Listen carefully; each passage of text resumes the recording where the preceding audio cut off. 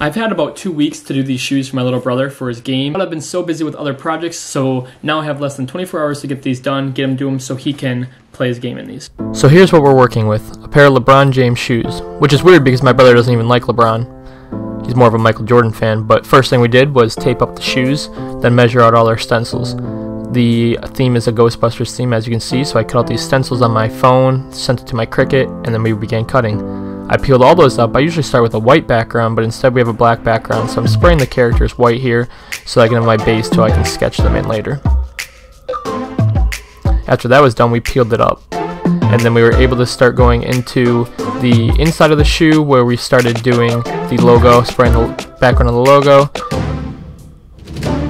untaping everything here, cutting out my transfer tape so I can transfer the stencils onto the shoe, spraying all my logos, and then adding some background. And this is a lot of airbrush work. Had to do a lot of airbrush work for this. I will be hand painting the characters in a little bit, but for now I'm doing a ton of airbrush work, getting all those colors down. I use this green to give it a little outline, kind of give it a GhostBusters feel.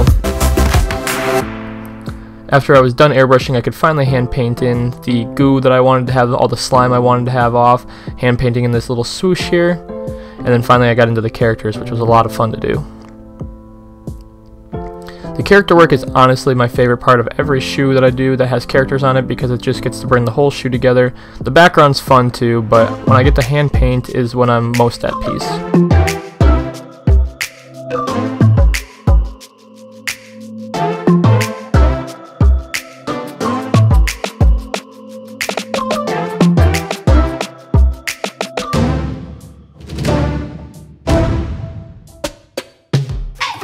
I was actually really excited to start painting these characters in too because I've never done this theme, and I was really excited to paint this guy in right here.